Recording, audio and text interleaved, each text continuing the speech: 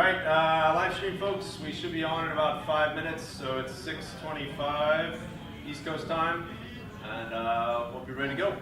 Stay tuned.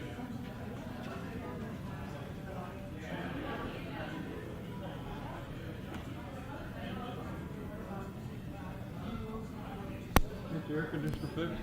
I think so. It's better. It's better, yeah, especially with playing on right now. Alright. Live stream's up. No, yeah. Okay.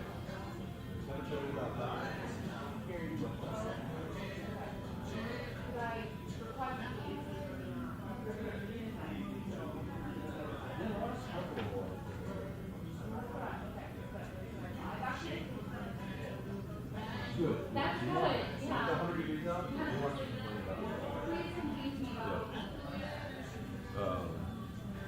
Do not hit that button. I'm not going to touch it. Which this is a touch screen. So yeah, I don't even know how to lock that. Because I made that mistake once. So yeah, we got the whole thing. Nice. So when we move to the chat over there, Yep. you're going to come back and do some magic here. I'll do it over on that one. If that's Okay. the one that we're going to project there. I don't want to do anything with this, but upload this one. So I was playing around with this. Yep. So I'm obviously pretty crooked. So I You're just, on the mic. This is live, so we're talking. Hello, people. Hi. hello, we're just testing. So we would do something like this. That Yep. looks readable. What I see there is what they'll see. Yeah, exactly. Right? Yep. Excellent. All right, just testing out for a fun time tonight. I gotta make sure Heather goes live on her mic. Shh, go yell at these people. Gently nudge.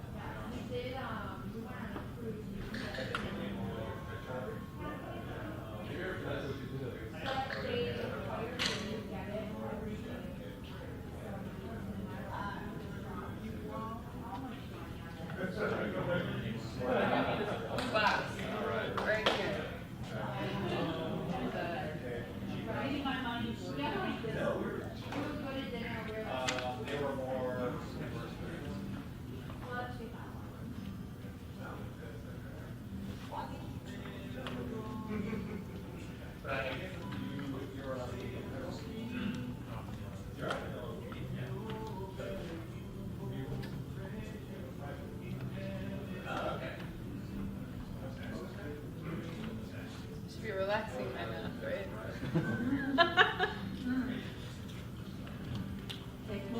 Do you have water up there? There you go. Do you need another? Do you have another full water? But you know, so that I don't have to run out. I realize I should be limiting. I know. It's been so hot. It's like, talk amongst yourselves. Yeah, with the microphone on, right? Very, very smooth, right? Sounds like a plan. This is your opportunity to do your stand-up routine, warm up the room, do your jokes. Make sure Barry gets very interactive. No, I'll put someone in charge of jokes. I'm sure we get someone here who. That's what a clear room. Suddenly everyone needs to go get more pizza. That's what we should actually introduce that if we've got too many things left over. Huh? Huh? I'm sorry?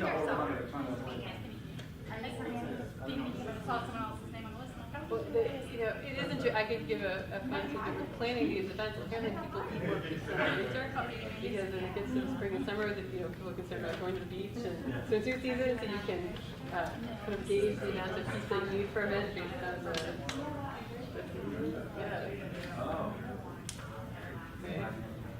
Right? Yeah. But I can't do jokes, but I can do fun tidbits about pizza. Well,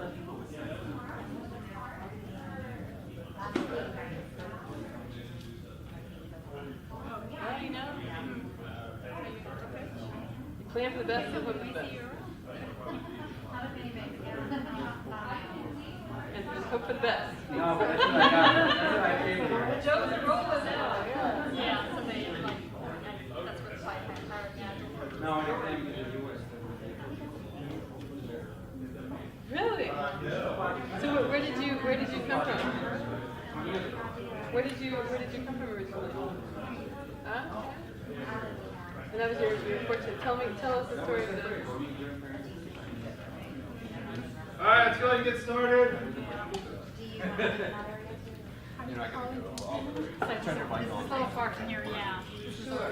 Really Oh, no, turn your mic on. This was an hour. Oh, was it? Oh, gosh.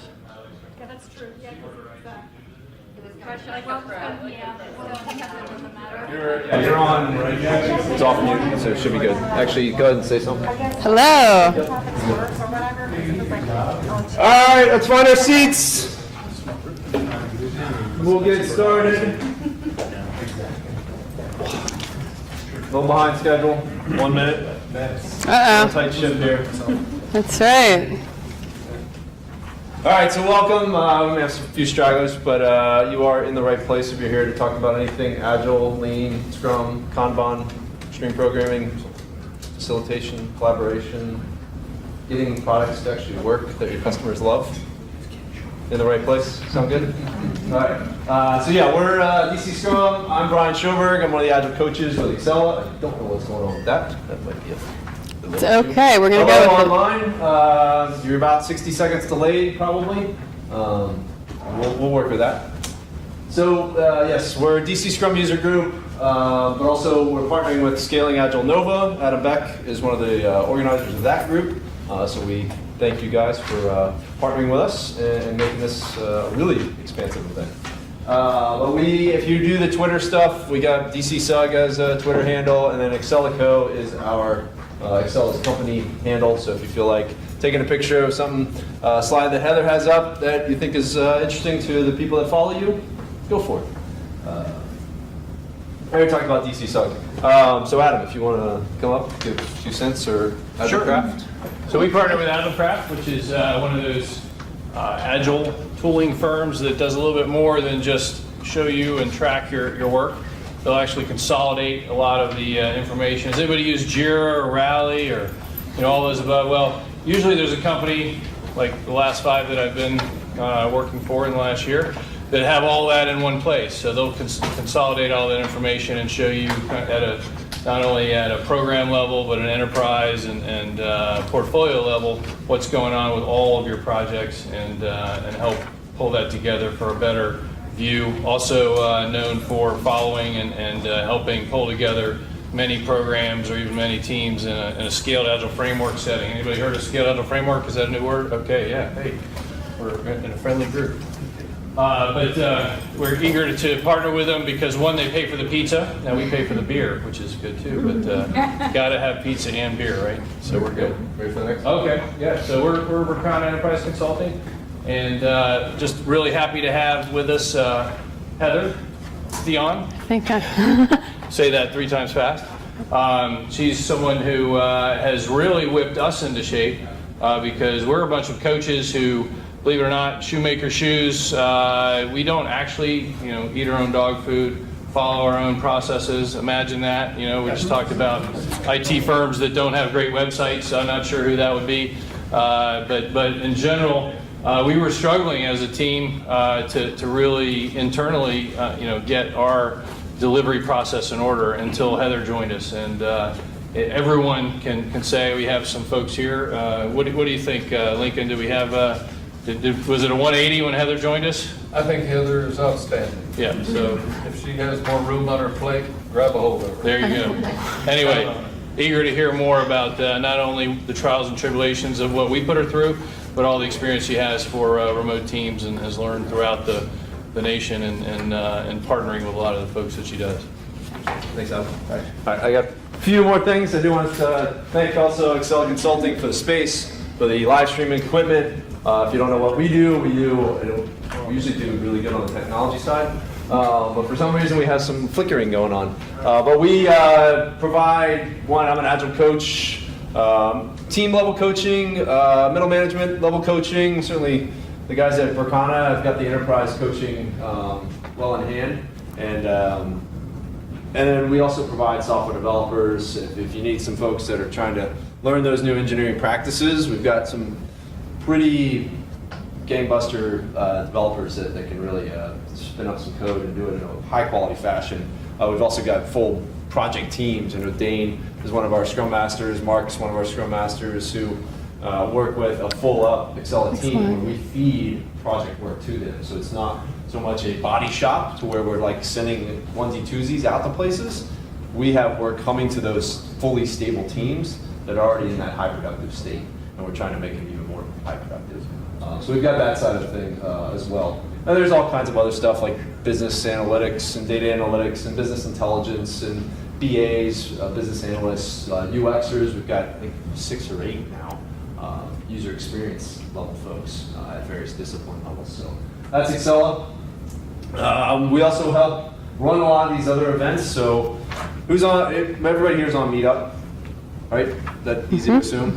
If you haven't, try the search button or just looked at the calendar of events that happen throughout the DC area, you can pretty much throw a stone and find a meetup that's probably in like your interest area just about every day of the week if you wanted to. But for specific things like other Agile Leadership Network, which happens out in Tyson's Corner typically, there's other Agile meetups out in like Reston area. So if you know of friends that are out there, tune them into some of these other groups that are out there. If you want to get your tech on, we've got DevOps DC, Continuous Delivery, Tech Talk DC. All of those communities really get down a little bit more into the technical aspects of things. But so if you want to send your development team members or give them awareness of those things, by all means, send them.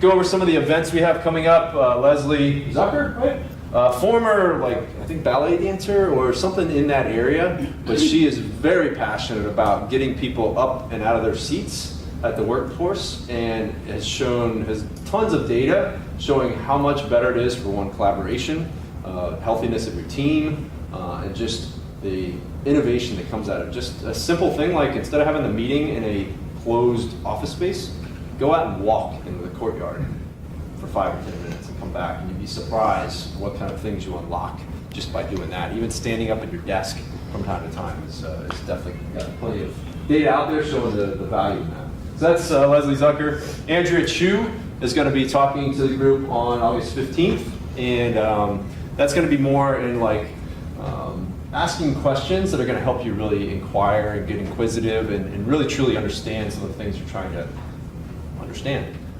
So she's got some good techniques there. If anybody familiar with powerful questioning, that's typically a technique that coaches use, but it's certainly a technique that anybody can use to just understand what does the customer really want. I need to ask the right questions so they can really unlock what they truly want versus what they say they want. Yeah. So that's on the 15th. I will be talking about shrinkage, not what you may think, but really in getting stories. Anybody here write stories, user stories? Mm-hmm. Yep. Anybody have difficulty getting stories done to a potentially shippable, releasable state in a given sprint? Yeah. Everybody's ready to hit that go to production button?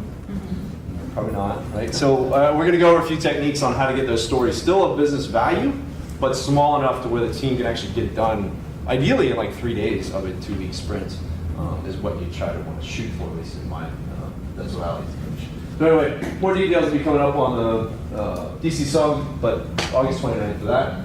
Very happy to announce that Jeff Sutherland will be coming back again, And we will not be here, and I couldn't find a space at the other place that we did it at, but luckily we've got MITRE, who we've partnered up with, who have provided their very nice space. 250 people can fit in that space. So we're going to go there. It's right off the McLean Metro stop, so very accessible by Metro, walkable from there.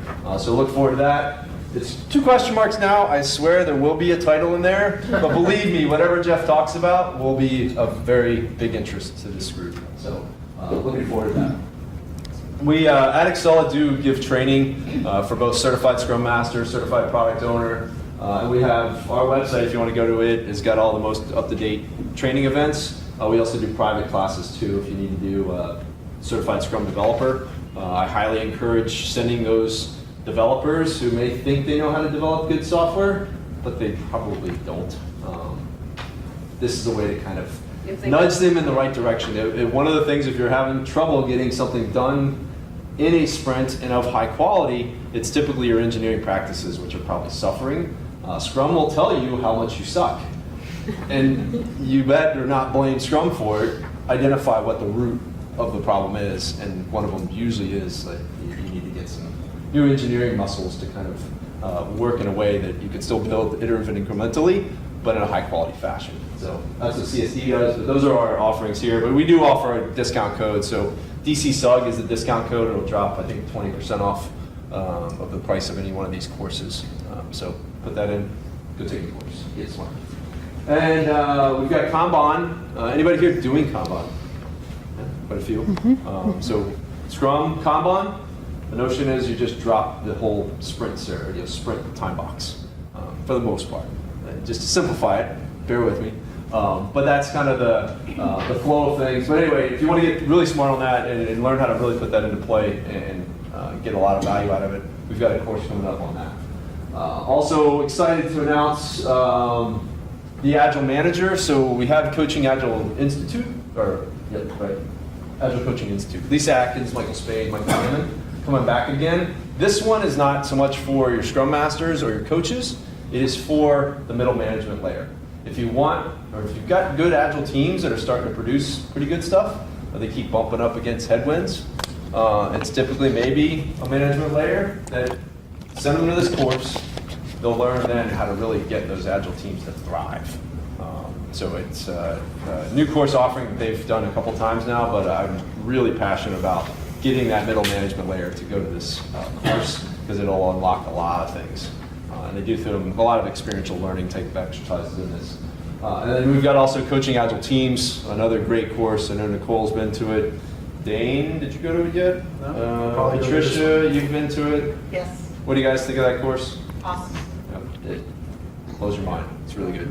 Transformative skills across all disciplines of your life, really. So another great offer coming up. All right, and hiring, I won't go into any more details. I'm already taking too much time. So we're hiring like crazy. Excella is.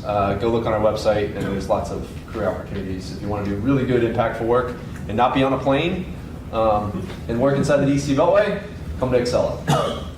Want to work maybe in a plane? Percon's got some offerings, right? But yeah, I'll open the floor up to anybody that has job opportunities. But more of those details are on our website. So lots of developers, business analysts, coaches, Scrum Masters, everything you can think of. You talk to me, Dane, Mark, anybody else from Excella. All right, now I want to open the floor up to those folks that may have job positions available. I just jump up and announce them.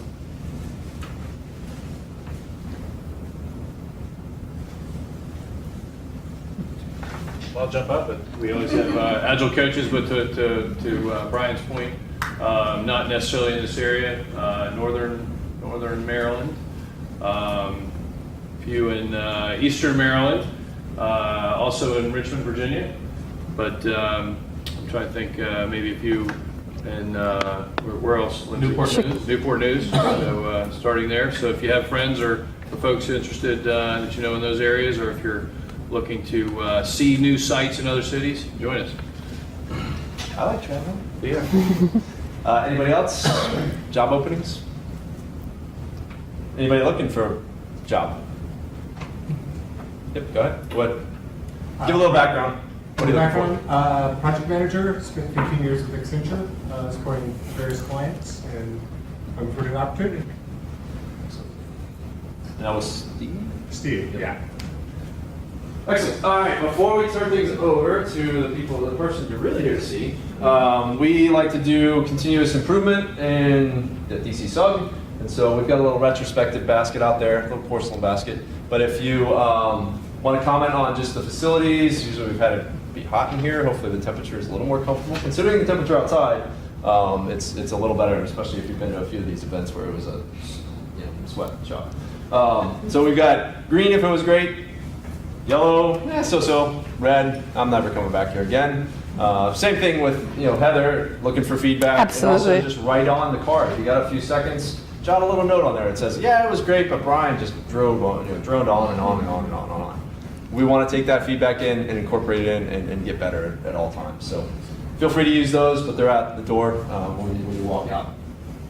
All right, and without further ado, I met Heather, gosh, it was almost probably a year ago at Agile Leadership Network, and we've seen each other from time to time talking about all things Agile, and she's got some very good experience areas that she's pulling into the Agile space. So I'm really thrilled to hear what she has to say about her experience with remote Agile teams and really unlocking the power of remote Agile teams. So without further ado, I will turn it over to Heather. So Thank you. Please give Heather a warm welcome. And before you turn it over, can you turn over the, Yep. all right.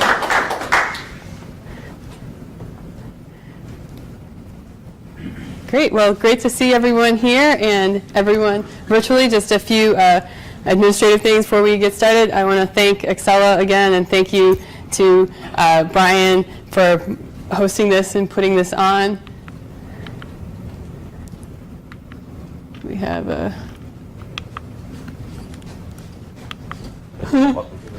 Thank you, sir. All right, and just really quickly, Berkana Enterprise Consulting, there's a half-day seminar in Newport News, July 21st. There's an IT track and a non-IT track. If this is something you're interested in, tickets are $50, and we can talk about that offline. And House Concert Movement, free event, but accepting donations. They're monthly events. You can come talk to me, and I can direct you to where to go for that information. And I want to say thank you again to AgileCraft for supplying the pizza and hosting us here, and to Berkana. All right, so our goals. What are our remote Agile teams, and why do we have them? And our techniques and rationale, how do we make them work, right? These are just guidelines from my experience, the experience of others that are here, and also things that I read that and people that I've been talking to that really have an alignment with what I've been able to experience here. So this is the year of the rat in our Chinese zodiac, switching over in February, the year of the rat, and with our Chinese zodiac sign here, they're adaptable, smart, cautious people. This is kind of the same characteristics that we want to have on our teams. And when we think about rats, are you thinking about like, oh, there's a rat, let's exterminate them, or let me get as far away as I can, or are you thinking that this is something you want to embrace? Yes, this is the time for the remote Agile team, and the time for the rat. Just something we're going to play around with here as we're thinking. Is this the time for remote Agile teams, or is this something that we want to get as far away from as possible? Where are you with your own thinking and understanding with this? Our what, right? What are remote Agile teams? So there's a lot of talk about this, blogs and research coming out now, but there's not a lot of convergence with terms. Some people have been doing this for a while, but it's relatively new for many of us. And these are Martin Fowler's definitions. So this is a single site. If you are on a single site team, then you are just a few feet away from anyone that you're working with. You're really in that closed, kind of a close environment. If you find it easier to send an electronic communication or a chat, then you're not really in this kind of setting. So this is really, you're housed in the same office space, just a doorway away, or even sometimes in the same room. We have a multi-site. This could be one co-located group and another co-located group that both work together. Maybe the team is split into two groups, and we have a group in San Francisco and a group in Melbourne. We have developers in Calcutta, and we have the BA and technical people in another city, and they have to kind of bridge that gap. That would be the far located model. We have a near located model where you have maybe you're just separated by the floors of the office building. So you're thinking, oh, we're on the same campus, we're in the same building, but really, if your team isn't just, or the people that you're working with and coordinating with aren't just right there, right? And you have to kind of walk away or walk to another area, or you find it easier to communicate electronically, then you're in this kind of near-located multi-site team. Thank you, ma'am. So we have our satellite workers. And our satellite workers, we're hoping that they're not just drifting off there in space, right? We're hoping that they're tethered into the team. But these are our remote workers that are working from home or from another location, and the rest of the team is co-located in that space. And we have our remote first people. Martin Fowler calls this remote first because this is the first way that they actually want to work. This is a team that is fully dispersed, and everyone is working from another location and not together, not FaceTime, just on the platform using technology and tools and collaborating that way. So these are different types of teams, and you might find that you're in a satellite kind of situation, but then somebody has a baby or somebody's traveling or otherwise working from another location, and suddenly you move into the satellite from the single site. And you're going to have different challenges on your team once your team composition changes. So sometimes you might be in a team that's designed a certain way, or other times you might find yourself in the position of being on one of these structures of a team because technology tools were available that enabled it, or somebody is suddenly working off-site. Do we have anyone here who is in a single site kind of situation? Okay, interesting. Anybody who is in the kind of multi-site situation? Okay. Yeah. Satellite? Are you tethered in? Are you with your team? Okay. Remote first? Fully dispersed? Okay. Any other situations? All right. So we're just being aware of the kind of team composition that we're on and the structure of the team as we go into our conversation. This was an interesting thing to think about. This is from Lizette Sutherland. She has Collaboration Superpowers. It's a podcast that she does, and she's interviewed all kinds of people doing things virtually with teams, amazing things virtually. And this is Brian Day, and he works for a program at NASA, and he is actually, he's on Earth, and he is supporting a team that is in a space station. So there's 6 people in the space station out in space. And the question here is, so I like this for 2 reasons. One is it shows what is possible with remote work. Right? Because it's not possible to work from space if you can't collaborate remotely. And some work we know will have to be FaceTime, and some work will have to be remote. And there's a lot of in between there. So just a pop quiz: what kind of team is this? Multi-site. Okay. And what about the people in the space station, out in space? What are they? Co-located. Very much co-located, right? There's a team, they're co-located, and then they're coordinating with Brian Day and the people on Earth. So their communication patterns are going to change depending on what work they're collaborating on. And I did like this because if you have a remote team that's spread out, I took a class with Jeff Sutherland in Boston in February, and he was lamenting that he had somebody in Utah and somebody in London, somebody in Boston, and like spanning different time zones. That actually is more remote work to me than the people out in space who are all co-located together. So it's kind of a expansion exercise. What kind of team are you on? Okay, so sometimes we find ourselves in a situation where our team has changed. This is not a team per se, but we are a community and we're a meetup. And with the introduction of the technology and the streaming and everyone there, they have the ability to put in comments in a chat. We were playing around with our technology of having that here visible for us. And this is something that we're going to be brave about, right? Iterating. I think we got it figured out. Well, Give me a second. okay. Either way, so our technology enables us to do different things, right? And now we have the streaming.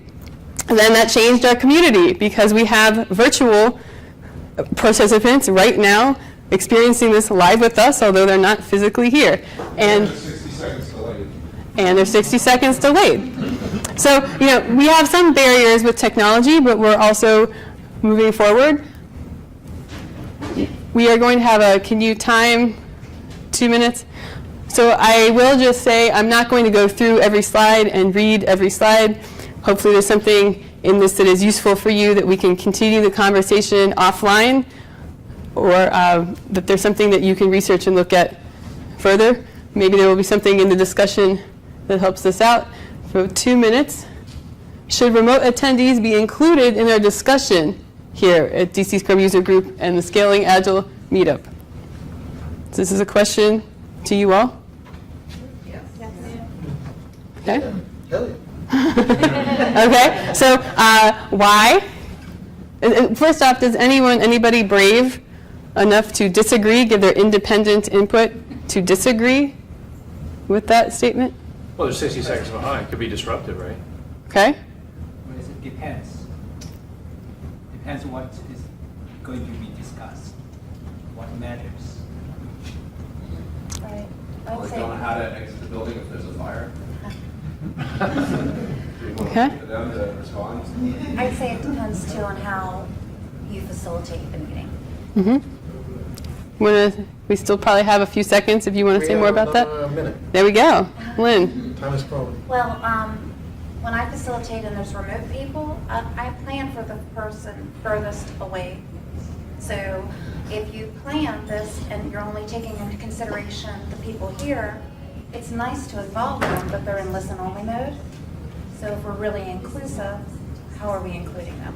Okay, so for those of you streaming that didn't hear, if we're inclusive, how are we including them? Lynn plans for the people that are furthest away, and it's up to the facilitation of the meetup or the meeting.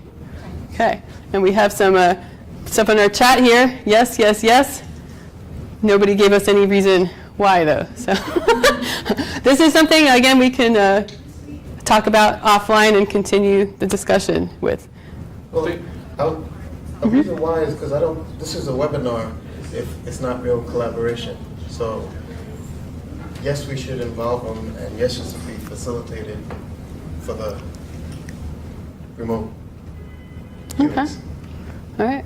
So looking forward to continuing the discussion. The first iteration is the first iteration, and then we can move forward and continue that discussion. So there are some statistics here, and I'm not going to go through all of them, but if you want to see how your own personal feelings or your team or your company, what else is going on globally with these trends of remote teams, I have some websites and some of the blogs that I got them from people that are writing about virtual teams and remote work. And one of the blogs is 15.5 by David Hassel. Another blog is Hassan Osman. He's the couch manager, and these are people that are supporting virtual work. So I will posit this one. There is the trend, Department of Labor study, and so the URL is there. You want to check it out. 50% increase in the last 5 years in teams doing remote work. So we know that this is a general trend. Right? Why? So that's the what of what our remote teams are. And now we are why. Why are teams going to remote work, or companies? Why are companies going to remote work? Well, this is improving the life of employees. So for some people, just going to an office or even just working an 8-hour day, that is not how they can be the most productive. If they can just concentrate for 2.5 hours, do their work, then go for a nice run. Sometimes team members say, oh, I got this idea in the shower. Or as Brian was saying in our intro, just even going for a walk. Well, it's more conducive to being able to do that when you're in control of where, when, and how you're working and how you can be most productive. We're about to go into a holiday weekend, and I've heard people say, oh my gosh, I am going into work on Friday because it's going to be so great, it's going to be quiet, everyone's going to be out of the office, I'll actually be able to get something done. And what that tells me when I hear that is you want an environment with less disruption and less people. When Lizette Sutherland interviews people for her podcast, first thing she asks is, how did you set up your remote work environment or your workspace? Because people need to be working where they feel most productive and on the schedule that is best for them, with the work-life integration, being able to get all of their family exercise in the hours that they can be most productive working. And access to the best candidates regardless of location. So the teams that I work on, 3 different teams, at least 3 different companies, and they're all that remote first model. Because I have a day job, I go to my day job, and I can utilize those off hours. So meeting at 7:45 in the morning, meeting at 9:30 at night. So this is not just about being a physical location. This is also about having breaking up the workday and being able to utilize those other hours of the day. If you are just going into an office, you can only work those hours that the office allows you to work, versus being able to utilize these times where you might be more productive and more on, be able to break up that workday. So I'm going to ask you all, more drivers, more reasons why remote work might be a good possibility? If you're going to survive, you're going to need to develop habits that will allow you to be competitive. So you'll tend to need to document more information and have more online discussions that are asynchronous versus synchronous and in a room and expensive. And out of that, you get some wisdom of crowds type of benefits. You have diversity of inputs, you have decentralized inputs, you have independent inputs. It's you're not the strongest or loudest voice is not necessarily the swaying input. Yeah. Okay. More ideas about why remote working might be appealing. We'll sweep the room here. It is also on the mindset.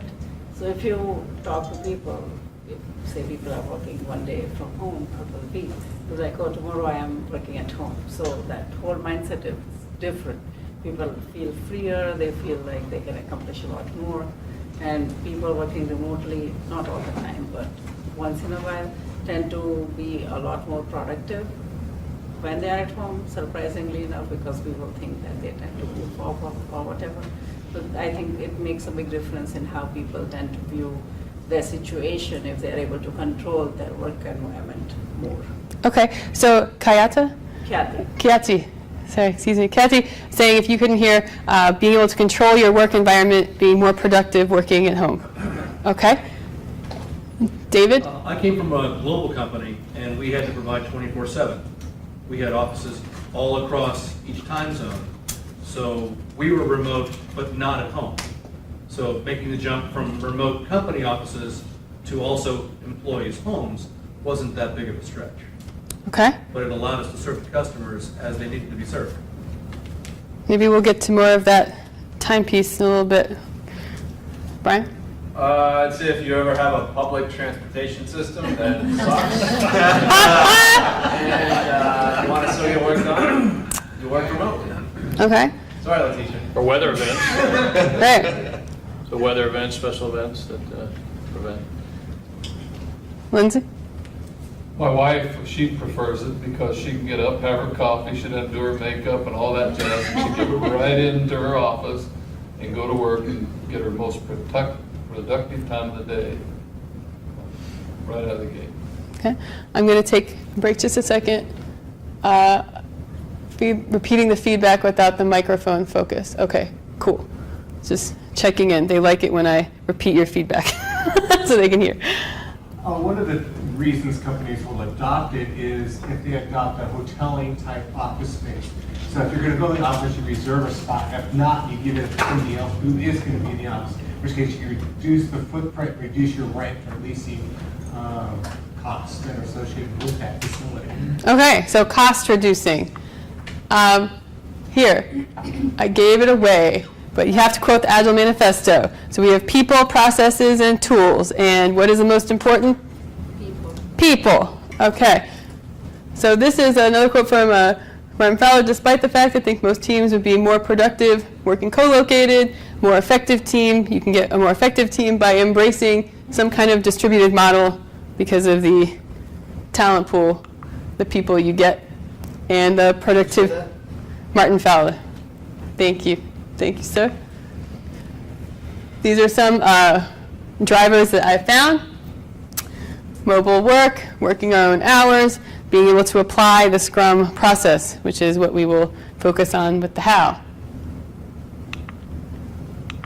All right, so challenges and drawbacks before we get to the how. Challenges and drawbacks for remote work.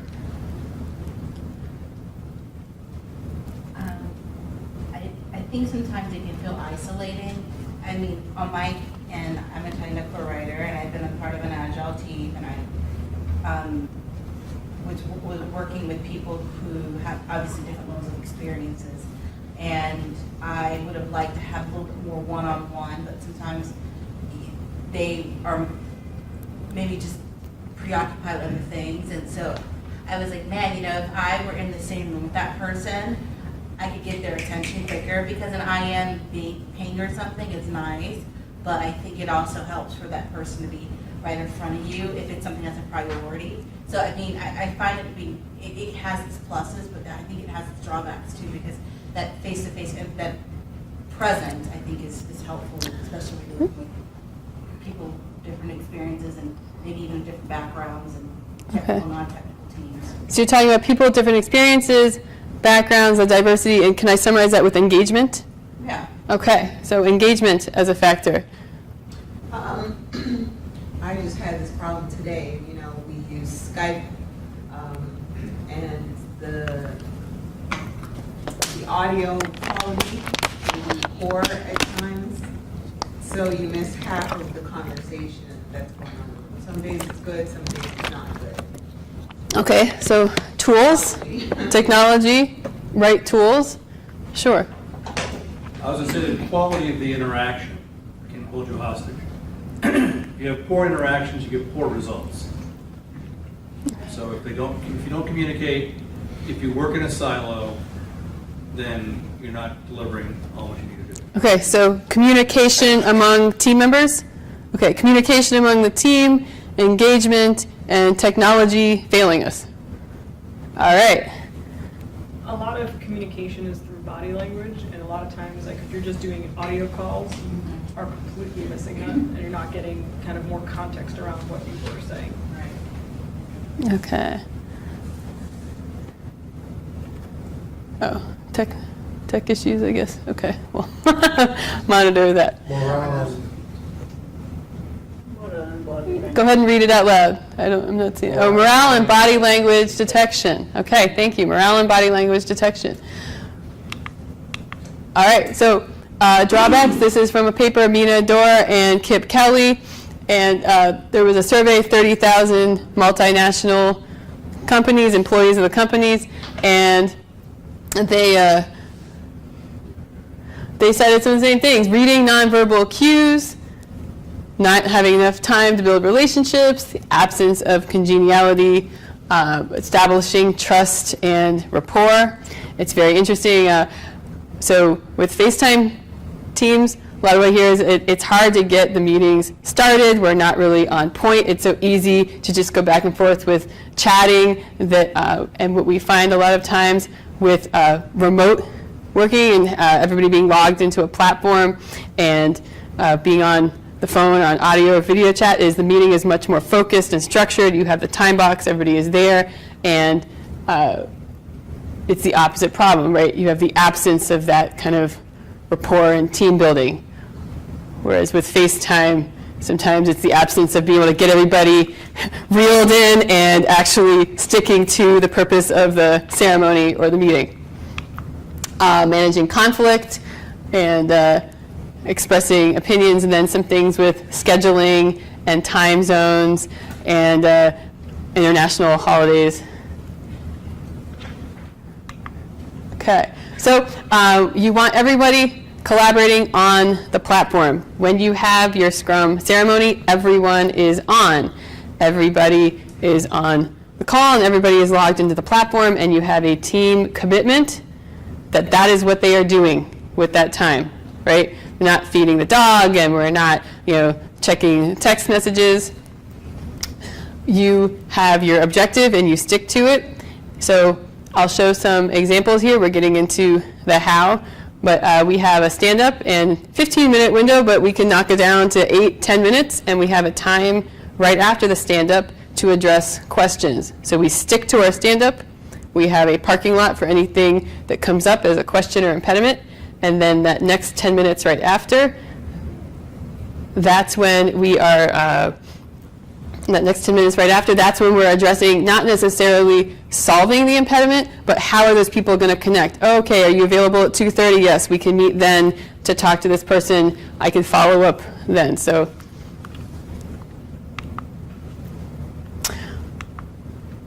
here we are, the stand-ups, where we have multiple open channels of communication, right? We were talking about with that ping. So you need a communication agreement with your team that when you get the ping, you answer the ping, right? We'll talk a little bit more about that. You have to have a way to assign people work and team up and collaborate on the work. So for our stand-up, we have our Trello cards. We can go through the story cards. Each one has a checklist. If I need to assign something or anyone needs to assign something, each team member has an individual card, and it goes in their to-do list. People were upset about it going straight into their to-do list, so we have like a pending to-do list, and then that person can move it themselves into their to-do list. They can it goes into their pending list, and then they can adopt it in, right? So they're drawing down the work. If you put something in someone's to-do list, you also ping them on Slack and let them know. They'll get an alert from Trello to their email or another form of communication, but you also ping them on Slack. We have this idea of over communication, right? Multiple channels open, over communication. If you miss the stand-up, then what you did, what you're planning to do, your impediments, goes into Slack. If you're going to be out, then you over communicate to your team. I'm going to be out till 11:30. When I come back in, I'm checking Slack. And then I'll check my Trello card, and I'll be able to see what work was assigned to me. And with the stories, then, you can have multiple people being assigned work or assigning each other work or checking in, and also comments. So the Airtable, this is filled in now, but this was before we inputted into Airtable. So this is all of your work is available for the whole team to see. Right, whatever platform you're using. Oh, I was going to ask, because I know Trello is like a type of tracking for project management. Mm-hmm. We personally use Rally, but I know there's Jira, and so is Slack like another tool? Slack, yes, I'm sorry. Slack is a chat tool. Okay. There's HipChat, there's a lot of chat tools. So I should have also, trying to not take up too much time with the talking, but this is not really going to be a discussion so much about like all of the different tools. I have some websites that have lists of tools, but that's not comprehensive either because things keep changing. So what we're going to do is use our wise crowd here. Thank you, ma'am.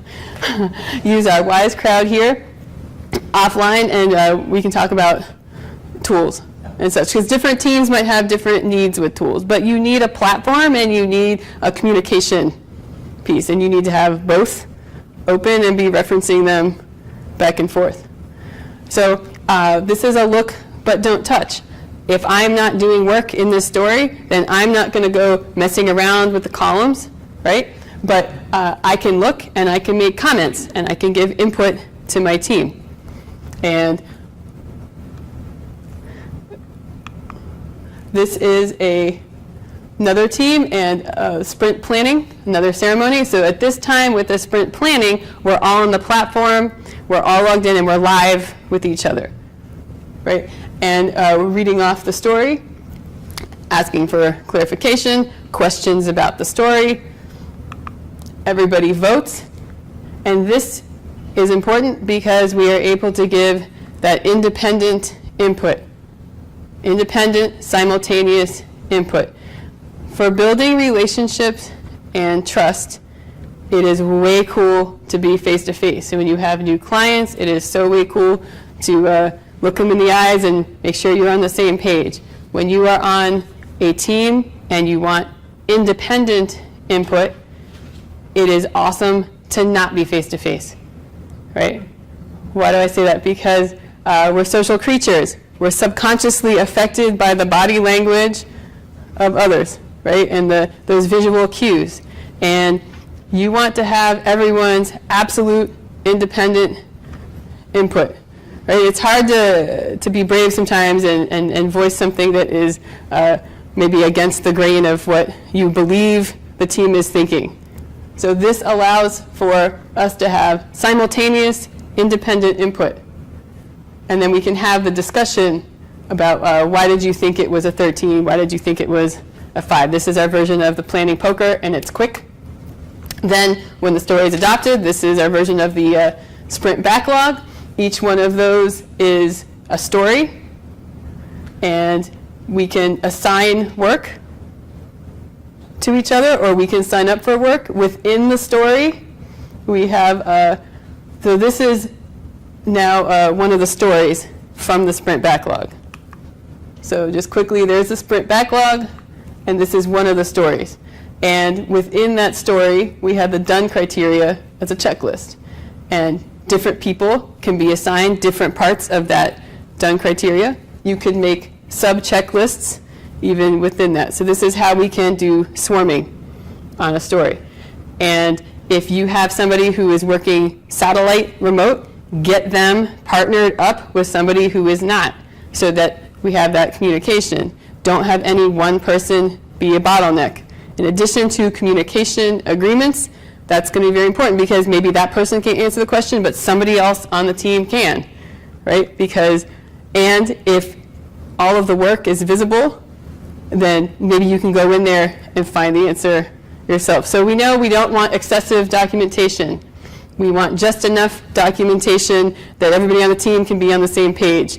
And that just enough question is going to depend on what you need for your team, right? It's that annoying answer. How much documentation is just enough? But you do need enough documentation that everyone can see. And the checklists are a great way to do that and have complete transparency to the team. Great comment on Okay, I agree. I've seen their satellite employee will often bring up as people objections, that they can't read from the body language of the room. the whole room was like, let's get out of here. And then the remote person's like, I want to talk about this some more. Got it. Got it. Cool. Thank you for that. Yeah. Okay, so this is our version of a retrospective using this platform. And it's, again, simultaneous independent input. And we're live together because it is a sprint, because it is a Scrum ceremony, right? And then we can go through and ask for clarification. I push a button and make an election. Everyone can anonymously vote for what they want to drill down on, and then We see what's up at the top, and we can use that as an input. We can decide as a team that that's what we're actually going to drill down on or not, but a way to get independent input. So you need to have a platform, right, that follows the basic flow of brainstorming ideas, being able to make a decision, plan, execute the plan. Talked about over communicating, work as if you're not there. So this is something new to try, having the chat. We're going to step outside our comfort zone and maybe try something new with the team and see if the input, the quality of the input is different, the amount of the input, the people who are giving input, right? Even if you are in that remote, the co-located single site team, which no one here is, you could still, no one here, you could still have everyone dial in from their own separate space. If you have a satellite, kind of somebody working remotely, you can have everyone dial in, level the playing field, and just see, are the inputs different, right? Are you getting more input? Are the best ideas emerging? Communication plans, right? So your sprint ceremonies, everyone is logged in, everyone is engaged, and you're sticking to the time box, and you're sticking to the point of that ceremony. But outside of the ceremony, what is your communication plan? Sometimes we have core hours, and the core hours are not necessarily where you're meeting, but that is where you know someone is available to work and answer your questions. So your team has an agreed upon core hour. And that's where if I Slack you, you Slack me back, right? The only way that I know that you've read something is if you tell me. And if I want feedback on something, asynchronously, I can say, by 9 a.m., I want everyone to read this and give me any questions that you have. Give the team any questions that you have, right? So then you have to say what your questions are. If you have no questions, you have to write, I have no questions. And I can easily see that everybody on the team has responded and we've gotten input from everyone. Then I can say, okay, great. By noon, I want everyone to have read and answered the questions if you have an answer. And if you don't have an answer, you put something in there that says, I've read it, right? So I might put that out in a comment and checklist, and I'm also going to ping everyone in our communication log or whatever your chat channel is. You're over communicating. It's out there and it's communicated. These are communication plans. There's Lucid Meetings. That's Chris Higgins. That's his blog. And Hassan Osman. That's his blog. These are templates. You can go to the template and check out something that would work for your team. Okay, anonymous voting, independent inputs. For building trust, it's great to have those visual, verbal cues. For independent inputs, it's great not to.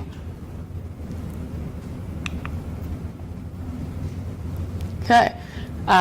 Doesn't mean when you try something for the first time, or even a couple times as you're iterating, that it's going to work well. Everyone's going to be comfortable with it. But that's how we keep improving and iterating. We talked about the people, right? So in order for this to work, you do have to have the right people, or at least a strong enough culture that you can kind of rein those people into your culture and indoctrinate them into the culture. This is the Y and T people. From Mark Kilby referenced it, and I know it's a common term, but this is where you have a very deep knowledge base, domain knowledge, but you also have a wide breadth, and you're willing to teach other people, and you coach other people, and you're also willing to do some things outside of what your immediate domain knowledge is. You're willing to reach out and help other people with what they're doing, even if it's not your immediate expertise. You need these kinds of people on your team in order to make this kind of collaboration work.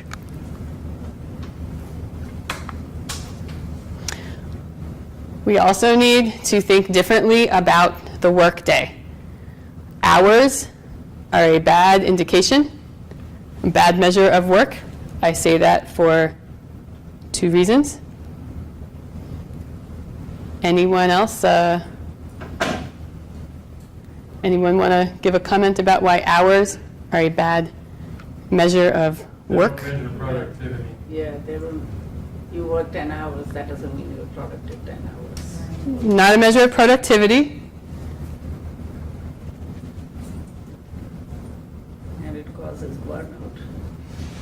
Mm-hmm. Part of the thing with Agile is measuring progress through if you're doing software, what's executing, what's working software. That has nothing to do with hours. That has to do with delivering working software within Okay. a time box.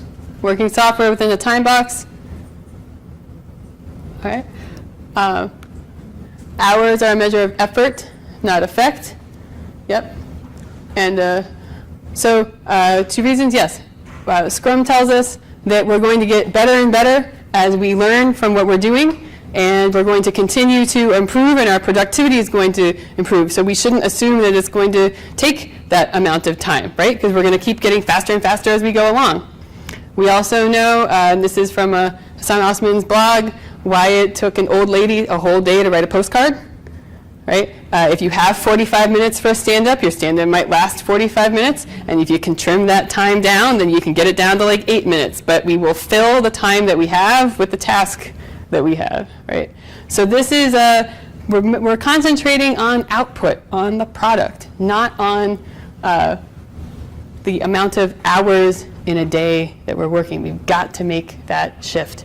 And I'm curious on something though. It says what matters to each individual is that they can decide when and how to work. Isn't that within boundaries of collaboration though? Because we're working in a framework of collaboration. So there has to, is that part of the working agreement that you were talking core about? hours, absolutely. Core, and you know, it is harder to gauge engagement, right? Those people must be at that ceremony, and if they're not, then you see the message and you see when they're going to be back. And also, so there's a time box. We have a commitment, if we're doing Scrum or something, to deliver some functionality as a team within a sprint. So within that sprint, you're expected to deliver it, but within each day, you should have freedom as long as you're honoring your collaborators to be available to them. So there's freedom within a time box. How do you build trust? You're reliable. You deliver what you say you're going to deliver when you say you're going to deliver it. And that's how you build trust, and that's how you get more autonomy, right? Both as a team delivering something and as individuals on a team working. All right. The challenge of building team rapport. Some things that can be done, setting up a kind of a chat, a random channel, something where you can share, hey, what was your Father's Day like? Pictures. Dr. Clue, David Blum, we'll do an exercise in just a moment. He does treasure hunts and live physical, like around cities where people are running around doing team building, and he's experimenting now with this virtual version. And I didn't do that, but I was there for the debrief. And his comment was that everybody in the debrief was so much more engaged because they weren't exhausted from running around the city all day. And we had, but being able to incorporate games, challenges, team building exercises. Patricia. Team building exercises. So these are subtle. We're going to do one in just a moment. Simple things, right? History of your name. Take a picture of your shoes. Show the picture of your shoes. That can tell people about your hobbies, your exercise, what you're doing after work. This could be a lightweight thing, right? But you have to plan it. So it could be 1 day a week. You take 10 or 15 minutes, or you can just choose a person each time and begin your meeting this way, but find some way to have team building. I saw somebody referenced David Horowitz, who was here a little bit ago, and he talked about if one person's remote, everyone's remote. He also talked a lot about this team building trust aspect. But this is, again, there's more icebreakers and lists of that to check out. These slides will also be available. Don't feel like you have to furiously scribble away. So we are going to try a team exercise. Now, I'm going to say that I took some things from discussion points from Dr. Clue, David Blum, but blame me if you don't like this because this was my creation. All right, what we are going to do is have all of you join everyone here. But I'm going to explain the activity first, and we're going to go for it. So the time now is 7:30. 7:30. Okay, cool. So we're going to have this done in a time box, probably 8 minutes for the activity. What you are going to do here is we're going to have 4 groups. So you all are going to come over here and quickly form 4 groups. In your group, you're going to have these lines of a poem. You're going to put them in order. You're going to tape them together, okay? And then you're going to put your stanza of the poem up here. And we're going to try and reconstruct the poem. Well, they're not. Oh, right, because they can't see it there. Thank you. Our considerate physical attendees that are here. So, sorry, we are going to reconstruct our poem. All right. Did I say you have to be brave? Get outside your comfort zone? Not sure how this is going to work, but we're going to have some fun. I will debrief and tell you the reasons why we're doing this activity after, and maybe there's something here that you will iterate on and make it even more improved for your team. So, when you get a signal, you're going to come over, 4 teams. When you're ready, give you your bag, stanza together, stanza taped on the board. So one team will be at that board, is what you're saying? Thank you for the clarification. No. All of the stanzas, when they are taped together, will come up to this board and be a reconstructed poem. So there are 4 stanzas to the poem. In your team, you're going to put the strips in order, tape them in order, then bring it up here and tape it to the board. So do the taping of your lines in your small group before you bring it up here. All right. I'll give you 1 minute to get organized into your 4 teams. When your 4 teams are assembled, give me a thumbs up and I will bring you your bag. Let's go.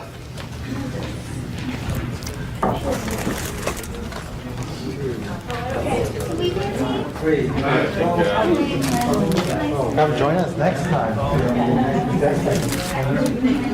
think that's a good idea.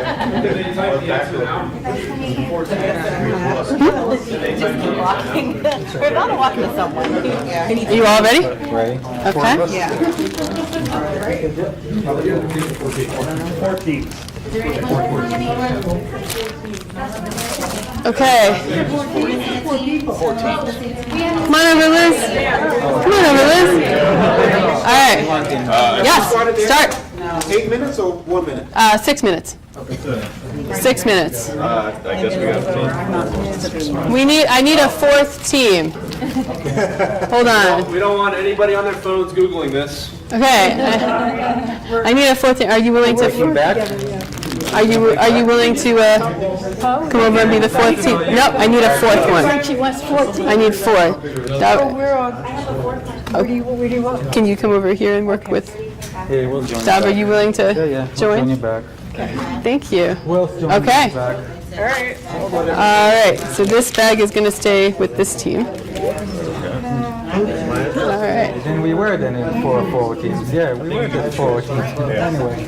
Go for it. Did I mess up? I'm sorry. Thank you. What's up? Right. Like my uncle puffed out his chest. Wait, and I was like, did I Yeah, I think that sounds Because then this can continue to some. right. That like the other part didn't make sense.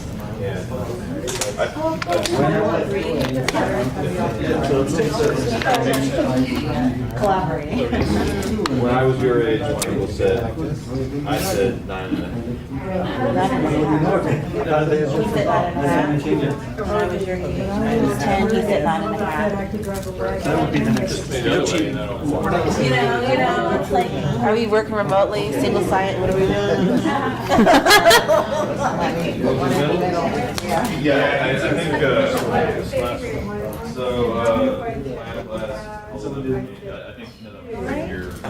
Okay, time check. How much time do we have? Oh my gosh, no. 4 minutes and 16 seconds. Okay, let's You wanna say give 2 him a minutes. lot? Yeah, let's say 2 more minutes. Let's talk about your driving and Okay, we have 2 more minutes. I think we got.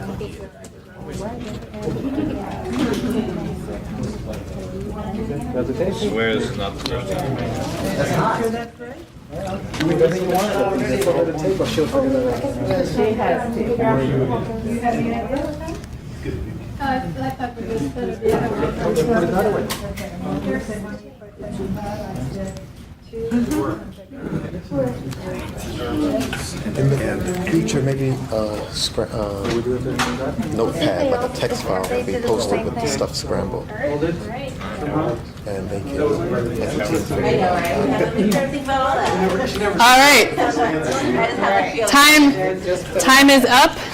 Please find your seats, or you can. And actually, if you're willing to come sit on this side of the room, that would be fun. And we're almost done. Poet, and I didn't know it. I'm inspired by the. Thank you. Thank you all for being good sports.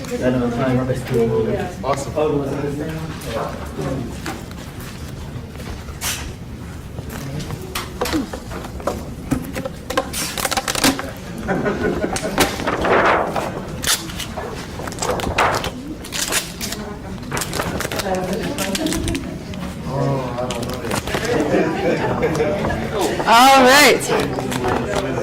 So, is this within the sight range? Over to one side? Yes. We can take it out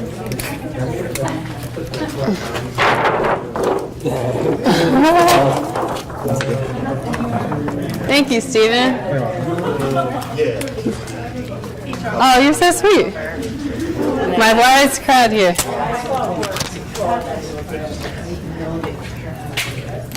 All right. Thank you all for being good sports with this. Can we put it over here, like right next to it? Cool. All right. So we will debrief this exercise now. I'm going to tell you the point time check. What is it? 7:40, 7:38. Well. It's 7:37. So okay, cool. So this is Shel Silverstein poem, When I Was Your Age, and part of the Dr. Clue, what he does is he gives people puzzles or things to solve, but he mixes it up so that in your small group you don't actually have the pieces, and it forces, instead of competitive, it forces collaboration among the teams. Right, so that's the takeaway that I got from him that I applied to this. I mixed the stanzas up for you. Then additionally, to kind of simulate our multi-site or satellite situation where everybody is co-located together and we have our remote person, they actually had the answer. And they were feeding the answer. I don't know if there was a way to scroll up, but they were feeding you the line. So had we remembered to kind of include the feedback, we'd get it done really quickly. So this is kind of simulating that. So awareness and empathy exercise. Man, that looks like a Dr. Seuss poem. But anyway, thank you very much for, Stephen. I don't want you to have to hold that. We can. Will it stay? Yeah. All right.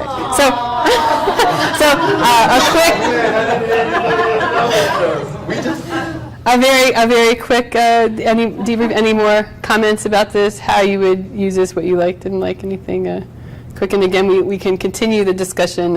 Yeah. I liked it a lot, but I'd like to think through how they could participate. But they did participate. No, I know. They did. It just happened. Oh, no, did you guys give them at the Yes, beginning? yes. Oh, Patricia fed the poems so that they could simulate being the role of your satellite worker who was there trying to contribute their response to the team. If there was like a blinker or something, that way we knew when they were doing, because I guess that would have helped, like if we just knew like you guys are actually like communicating with us. Yeah, that and that part for this exercise was on purpose, just to. On remote and go look at a team, so some of us could have worked with I them. would only say, in fairness to Heather, she did constantly throughout the session keep pointing out our team's remote. She would read back her feedback and stuff.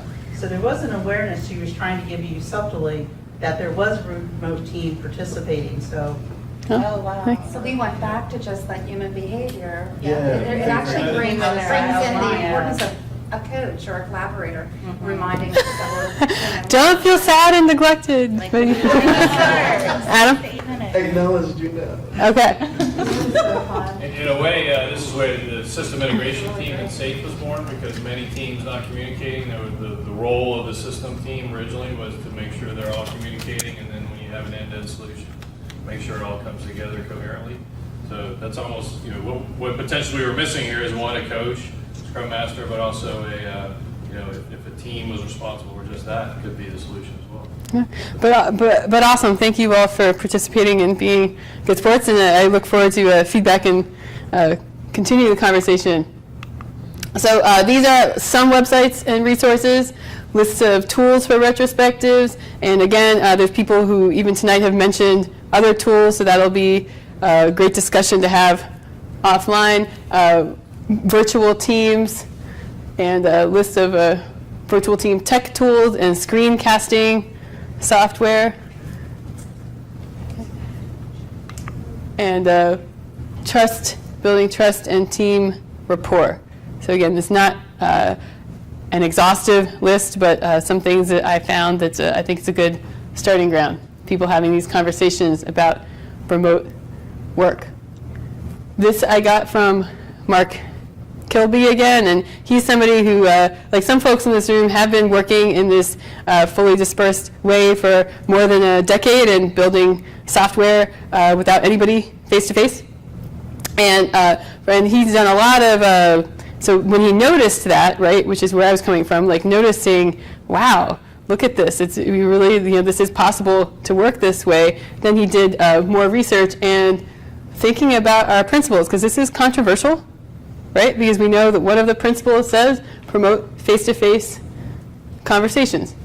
And perhaps as we're looking into this year of the rat or the remote agile teams, this really is about people and communication, that we need to have the right people on our team and communication, that this isn't as much about face-to-face as it is about that communication piece. So it's a question, right? How are we feeling? How are we feeling about remote agile teams here? Are you feeling more like want to stamp them out or run fleeing, or more like this is something that is possible to embrace? Love the rat, embrace the rat. Are you the rat? Further, so I'm going to go to our board. Yes, the slide deck will be available, and perhaps with offline conversations, we can continue adding to the resources. That's part of what this is, right? Our community coming together, trying some things out. We're not sure how it's going to work, but as we iterate, we get to something even more useful. Anything more from you all? And then we're ready to wrap up. We didn't talk about multiculturalism and all that, which is a big deal when you do remote. And I've been working with many remote international teams, and well, all the tools in the world don't really help when you have to deal with a variety of communication styles, work styles, operation styles. Language barriers. And no matter how many experience you have, you realize that it still requires a headache every other time. Get good communication agreements and write things down. Get everybody in the habit Yeah. of writing it The down. devil's in the details, because some cultures, it's hard Yeah. to get them to write stuff down. Sure. Which is crucial. We're agile, we don't document. Conversation. And maybe the way that you could, that pairing, right? Being strategic about who's pairing on the team, and you want those good wide T people who can reach out, right? Bring people in. I guess it's a conversation of its own. Conversation of its own, but one that, I'm hoping, so this is a springboard, right? Can't go through everything in our hour here together, but excellent point, and hopefully more forthcoming discussion. Are we done with time? We are done, yes. I don't know. We have no more time? What's up? We have no more time? Keep going. Yeah. Can you go into more detail with what cool. you're saying about the I'm culture? just saying that like I said, I've worked for many years and have teams all over the world over the years. And even last week, I had a big challenge with my team in India. No matter how many years I've worked before with India, it's a similar challenges. No matter what communication, the tools, the system, you kind of find yourself still trying to learn how to improve it, how to work on it, what else can be done, who else can you learn from, who else can you listen from, and you still find yourself in some interesting challenges. What was the specific, like one specific issue? This example, for example, we're trying to get actually feedback on, to give to the client on some problem we had. But the communication, by the time we actually achieved it, was already fixed. We didn't even know it was fixed because the team forgot to tell me it was fixed while we were fixing it. So then I'm coming to the client, here's the problems, but actually it was fixed.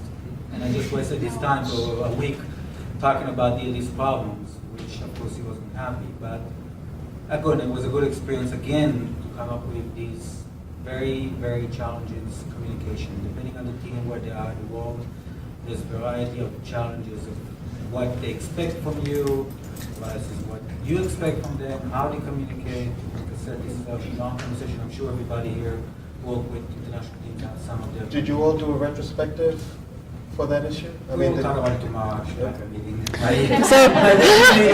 I have to be there. So- I have to figure out how to explain, listen, this is not the way we can do it. So some people, with coders, in order to adopt code, they have a commitment and a working agreement that at least 2 other people on the team, so not everybody, at least 2 other people on the team have to also approve of it. If there's something where there's somehow more visibility, so when something is a problem or is done, there's more people that need to.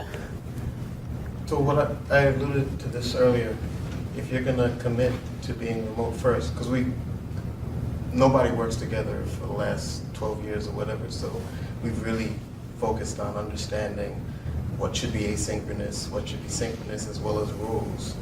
Like it's not gonna work if people don't, like if you're doing product development, you have to have your stories online. There should be discussions about the story within the context of the story. When things are done, you shouldn't have to ask somebody, it should be visible. It's a process that evolves over time. As a tribe, you develop a culture of being remote. And we have worked with Indian folks as well. How do you enforce that? Because I've had a team where you had a scrum master who had Rally and we have our user stories, but they would jump from one user story to another user story, and it was like, who's telling them, okay, before you go to one more user story, let's focus, let's have that discussion.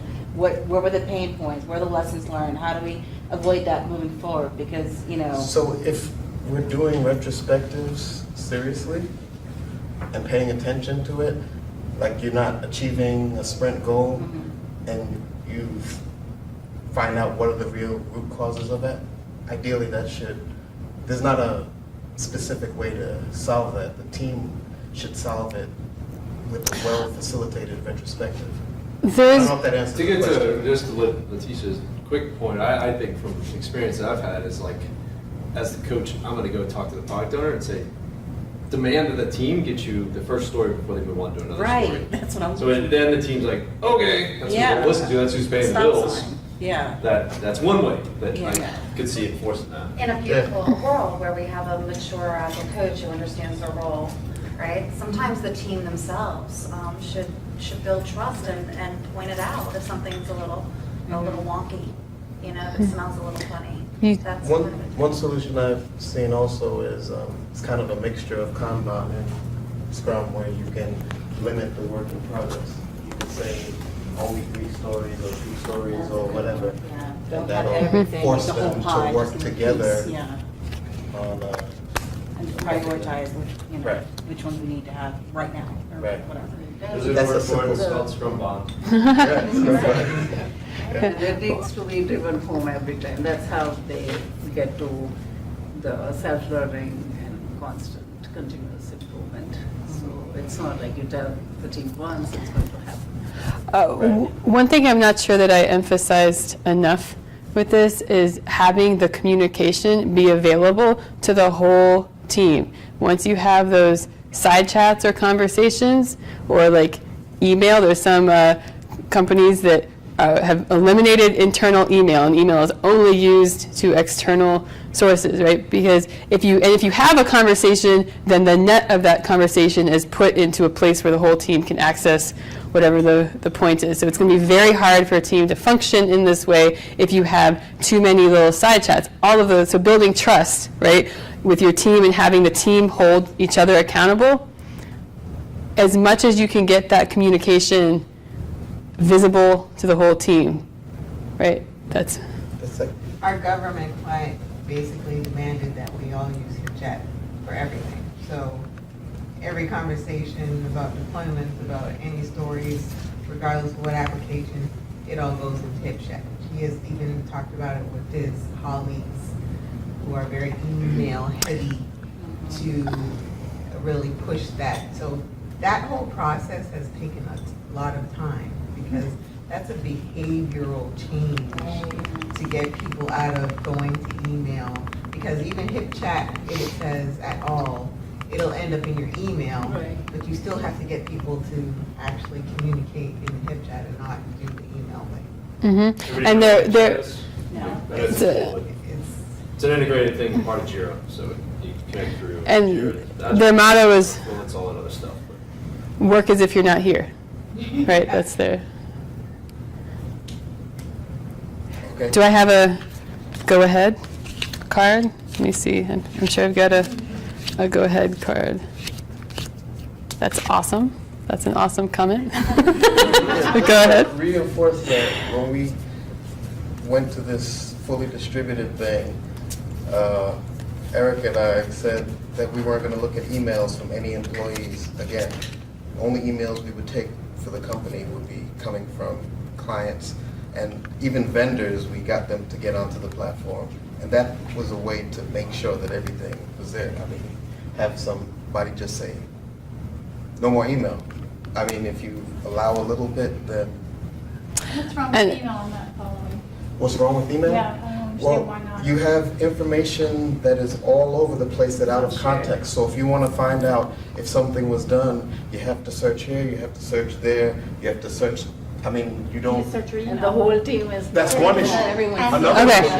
Another issue is when you have a new person on the team, you want all the information to be available to a new person that joins the team. If you have emails, you can't suddenly join people to, I mean, there's a collection of reasons. And that's where you want all of the communication for whatever that story, that topic in one thread, right? So that it's organized and you can let everyone into Especially the when conversation. you're going into like a safe, scaled agile kind of thing, and you have multiple. The email stuff gets really crazy. You want to be on a collaboration, right?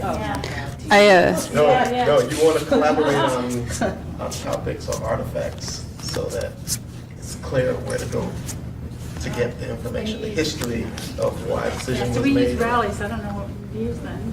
You could use Rally to do some of that stuff. They actually have a lot of stuff that people don't make use of. They have discussions that you can have on stories. Yeah, it could be probably attached to the story, even as that story matures, where it's like definition already for the team to work on. There's a flow of information. If you're interested in finding out why that decision was made, there's probably an archive, reason why that happened, and then even as it flows through the development and then out the deployment, there's a constant, that's where all the information is. It's not Letitia and him in an email. Right. That, and I'm like, where is that? I do want to bring our attention just one more time to the devs were getting annoyed that multiple individuals were asking the same question in independent Slack chats. Right? So they get everybody, sounds like, in the same space. So having multiple sources of communication open, right, for your team.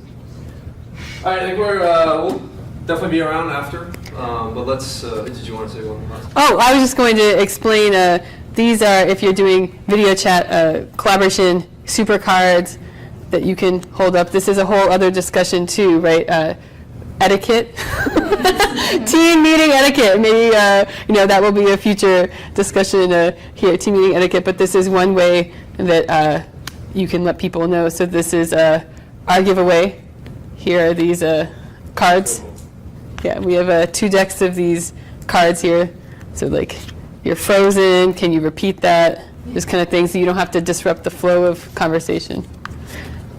What's All up? right, thank you.